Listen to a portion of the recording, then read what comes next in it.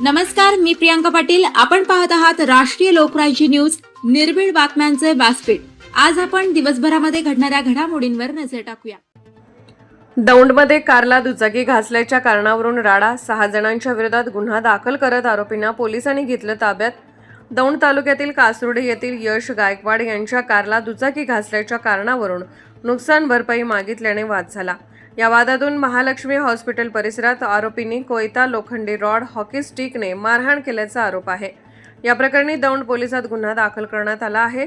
यानंतर upper police अधीक्षक गणेश बिरादार यांनी दिलेल्या माहितीनुसार दौंडमध्ये 2 गटांमध्ये झालेल्या हाणामारी प्रकरणी 6 आरोपींना अटक करण्यात आली आहे. गंभीर दुखापत केल्याप्रकरणी कारवाई करण्यात आली आहे. या गुन्ह्यात हिंदू आणि मुस्लिम असे कोणताही धार्मिक रंग नसल्याचे पोलिसांनी स्पष्ट केले आहे.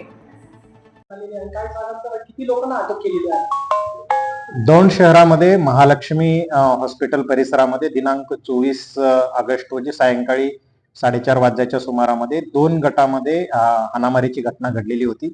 त्यामध्ये यश नवनाथ गायकवाड यांनी दिलेल्या फिर्यादीनुसार 6 आरोपी विरुद्ध गुन्हे दाखल असून टोटल 6च्या 6 आरोपींना या गुन्ह्यामध्ये अटक करण्यात आलेली आहे.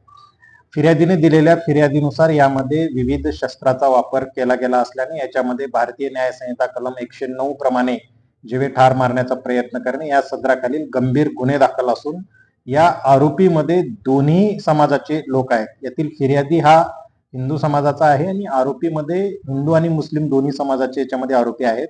हालाकी याच्यामध्ये हिंदू आणि मुस्लिम असला कुठलाही धार्मिक रंग किंवा अँगल या गुन्ह्याच्या अनुषंगाने नाही आहे. हे त्यांची वैयक्तिक वाहन टकराव झाल्यामुळे हे त्यांच्यामध्ये भांडणे झाली होती. त्याचं पर्यावसान त्याच्या हाणामारीमध्ये झालेलं होतं.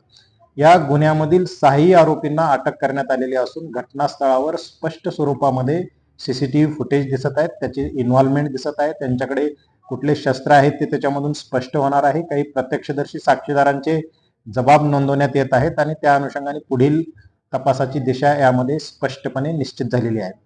या घटनेच्या अनुषंगाने काही संघटना, काही समाज, काही व्यक्ती सोशल मीडियावर वेगवेगळे स्टॅटस ठेवून याला वेगळा हिंदू मुस्लिम कलर देण्याचा प्रयत्न करत आहेत. मी नागरिकांना आवाहन करतो की कुठल्याही अशा अफवावर आपण विश्वास ठेवू नये. अशा सगळ्या पोस्टवर आमच्या पोलिसांची कडी नजर आहे. यामध्ये धार्मिक तेढ निर्माण करणारे काही अशा पोस्ट निर्माण झाल्या तर IT ऍक्ट आणि BNS अंतर्गत त्यांच्यावरही यामध्ये कारवाई होऊ शकते. धन्यवाद. प्रतिनिधी सतीश आडाव, पुणे जिल्हा ग्रामीण. ताज्या बातम्यांसाठी आणि अपडेट्ससाठी राष्ट्रीय लोकराज्य न्यूज चॅनलला सबस्क्राईब करा. तसेच लाईक आणि शेअरही करा.